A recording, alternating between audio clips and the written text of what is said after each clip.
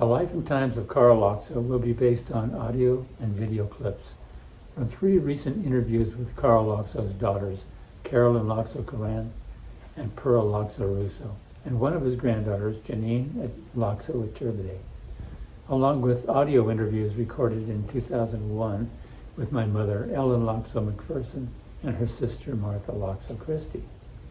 The stories they tell will be illustrated with images from the family's treasury of shared photographs.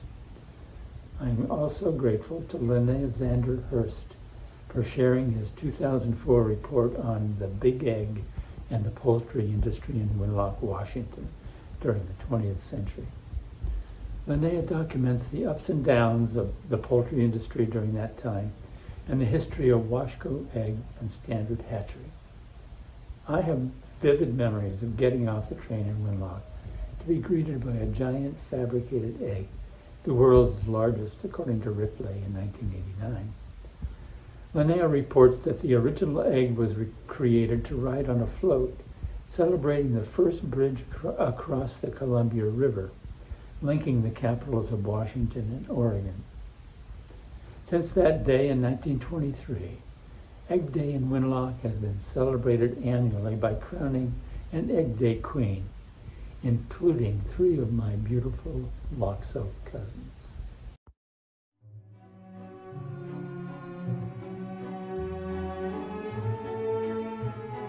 This is Ken McPherson. It's April 7th, 2023. I'm in Oakland at the Courtyard Hotel, speaking with my aunt, Carolyn Laakso about her father, Carl Victor Laakso, who was a Finnish immigrant born in Finland 1871 and found himself on his own by the age of 9, working as a shepherd boy. He worked also as a carpenter, learned some of that trade, before at the age of 20 he hopped on a freighter to America. Made his way across the country, ended up in Carbonato, Washington, where he got a job in the coal mine. And it was in Carbonato that he met his first wife, Mary Familia Laakso. They got married, had 3 children, Elmer, Archie, and Ano.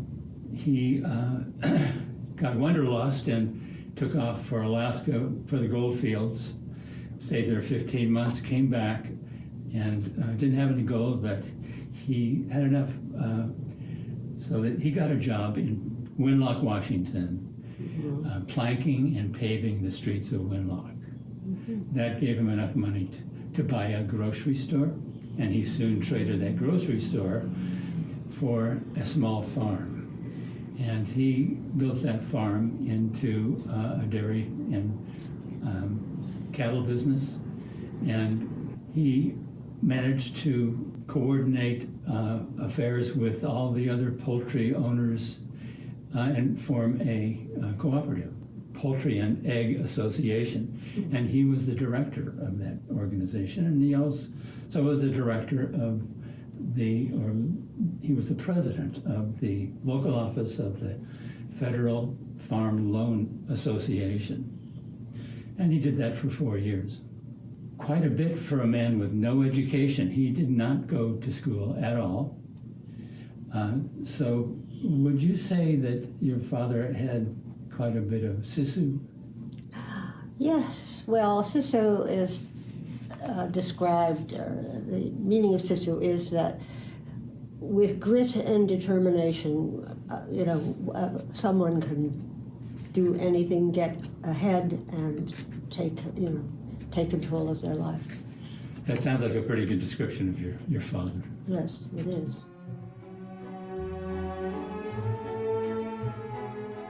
And I'm talking with Pearl Laakso regarding her father and his family. So, Pearl, what are your earliest memories of your father?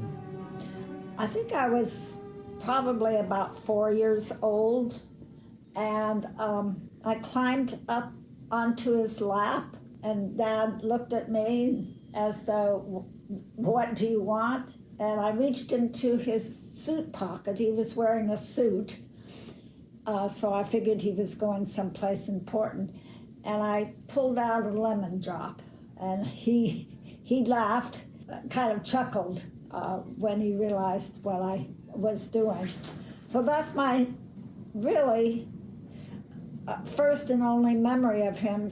What are your thoughts about the story of how he was conceived and emigrated from Finland, from Esther's letter? I don't know much about it.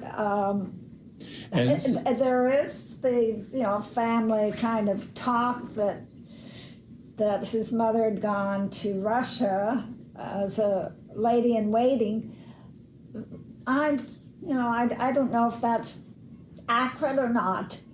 I do know that Dad was born in Helsinki, and that then his mother took him to live in Calvia. We also have had a chance to look over a letter that Esther wrote this would be Esther Laakso Pitts wrote in 1982.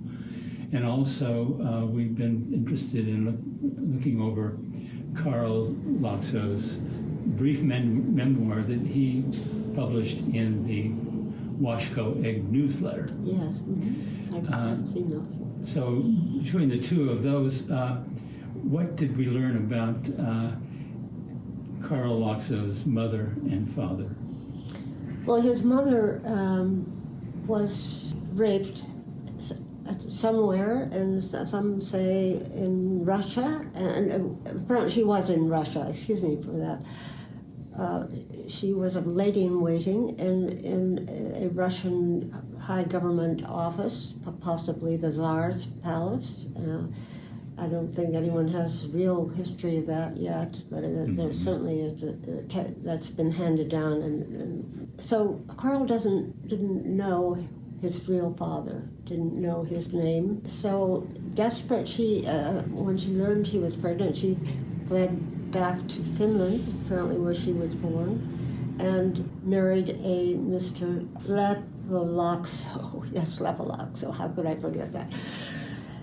Laakso was not a kind father, and so He was disabled, wasn't he? he was disabled. Yes, he was a logger, and therefore had experienced a terrible accident where he lost both of his legs. So he relied apparently on Carl, his stepson, to bring in an income. And Carl, at that time, he became a shepherd looking after sheep, and he was only 9 years old. A tragic start for a young... Never having gone to school? Never having gone to school. His mother, fortunately, taught him to read and write, and was probably a very smart young man, I have a feeling. When he left shepherding, and I don't know at what age that happened, he went to Helsinki and learned the carpenter's trade, and was a very good carpenter, which we have evidence of in Winlock, when living in Winlock.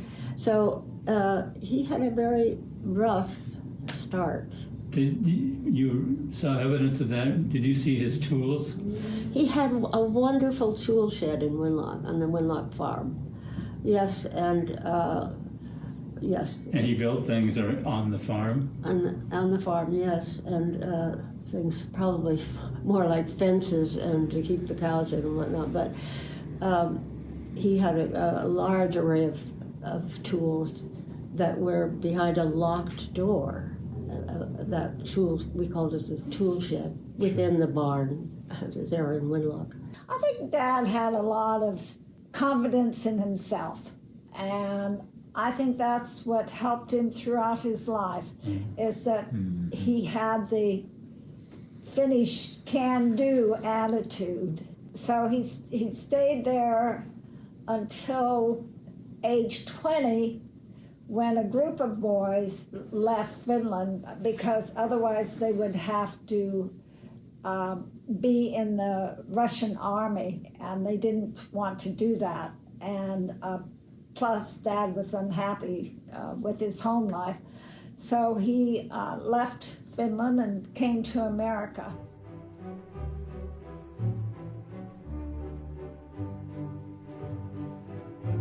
He had no education at this point, right? No education. No, he taught himself whatever. Oh, he had been working in carpentry, I understand, before he left Finland. And then this group of boys left Finland, and I believe he landed somewhere like New York or somewhere where he worked in the mines for many years. In Carbonado? And well, eventually Carbonado, but I think he worked in the mines somewhere back east. He started out, and then he moved to Carbonado and continued to work in the mines. So I was always proud of Dad to further himself the way he did. And also the fact that when he first left Carbonado, there was a group of Finnish workers, mine workers, and families that decided all of a sudden that was not their lifetime work, and it wasn't the place for them to raise children. So they came in to Winlock, and I don't know if they homesteaded or how most of that, but my father, believe it or not, bought a grocery store. I think I said it in there. And we lived in Elliot's house, which was right downtown, all of us. And he sold that and bought the farm, which was a good thing because we all got to be brought up on a farm and had plenty of food and apples and cherries, and we had every kind of fruit that you could raise in that area. According to the story in Esther's letter, he went looking for gold. Yes, he did do that. This is after he's married, married Familia, and they have 3 children. Oh, I think they only had the one, but I don't know. He did go to the gold mines, I believe in Alaska, and he stayed there about a year and a half, maybe 18 months. I don't think he got rich because he came back, and there was never a lot of money in the family, so. What do we know about his travels across the country from the time he landed? And incidentally, did he come through Ellis Island, or was it through Canada? I believe he came in through Canada because seems to be no evidence that he came through Ellis Island. And I think other family members have done some research on that. And it makes sense, I think, to come in through the northern part of the continent. I mean, where he was more, it was more like his country, right? Many of the Finns who immigrated to this country at the time came through,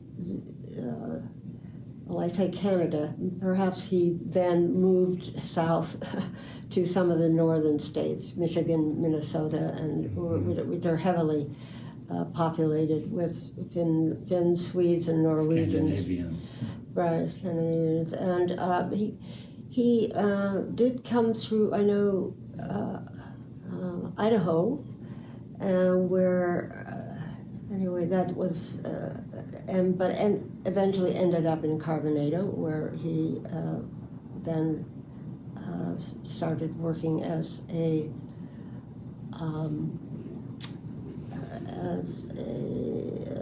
coal miner. Coal miner, yes, sorry.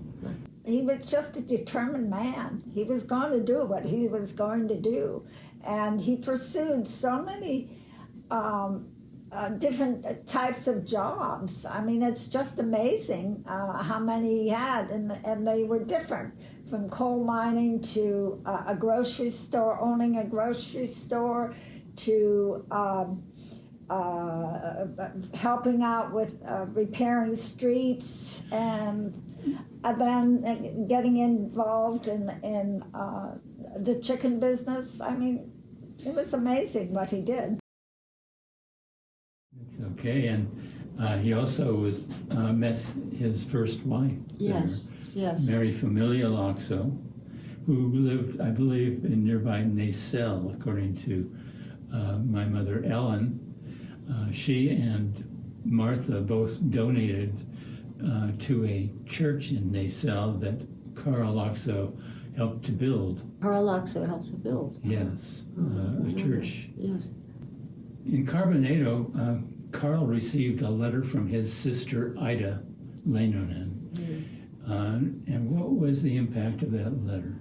Well, his sister sadly had to inform him that his mother had died.